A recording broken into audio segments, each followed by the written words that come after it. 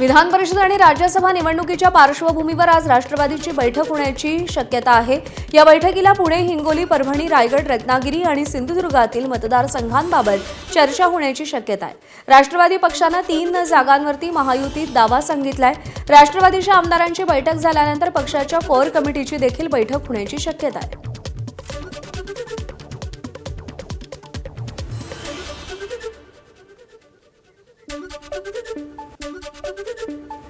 ठाणे विधान परिषदेच्या निवडणुकीमध्ये एकनाथ शिंदे धक्कातंत्र वापरणार का असा सवाल निर्माण झालाय। बहुजन विकास आघाडीला शिवसेनेत विलीन करण्याचा प्रस्ताव आहे।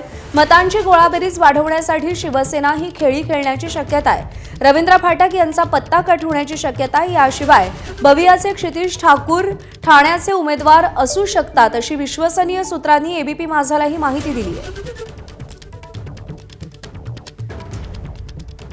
तर बवियाला शिवसेनेत विलीन करण्याचा प्रस्ताव आल्याची चर्चा आहे। मतांची गोळाबेरीज वाढवण्यासाठी शिवसेना ही खेळी खेळण्याची शक्यता वर्तवली जाते। रवींद्र फाटक यांचा पत्ता कट होऊ शकतो आणि बवियाचे क्षितिज ठाकूर हे ठाण्याचे उमेदवार असू शकतात अशी माहिती विश्वसनीय सूत्रांनी एबीपी माझाला दिलेली आहे।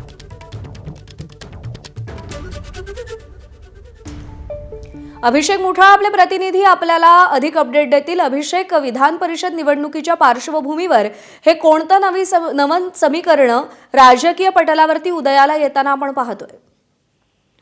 आपण विधान परिषदेच्या निवडणुकीमध्ये जरी पाहिलं किंवा मग राज्यसभेच्या निवडणुकीमध्ये जरी पाहिलं तरीही शिवसेनेकडनं कुठेतरी परंपरागत जे उमेदवार आहेत त्यांना कुठेतरी बाजूला सारण्याचा प्रयत्न हा आपल्याला होताना दिसतो आहे आणि कुठेतरी धक्कातंत्र वापरण्याचा देखील प्रयत्न होताना दिसलेला होता। आणि त्याचप्रमाणे विधान परिषदेमध्ये देखील एकनाथ शिंदे धक्कातंत्र वापरण्याची चर्चा आहे।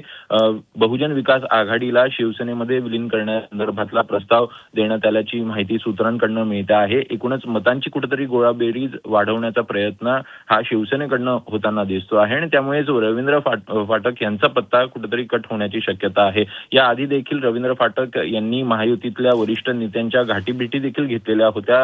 राज्यसभा निवडणुकीप्रमाणे शिंदेकडनं कुठेतरी धक्कातंत्र वापरणार असल्याची देखील राजकीय चर्चा जी आहे ती आपल्याला होताना दिसते आहे आणि त्यामुळे एकूणच कुठेतरी क्षितिज ठाकूर यांची उमेदवार म्हणून शिवसेनेमध्ये एंट्री होण्याची देखील शक्यता आहे आणि त्यामुळे एकूणच या सगळ्या घडामोडी बघता बहुजन विकास आघाडी काय या संदर्भात निर्णय घेते हे बघणं देखील महत्त्वाचं असेल। अभिषेक, धन्यवाद दिलेल्या माहितीसाठी।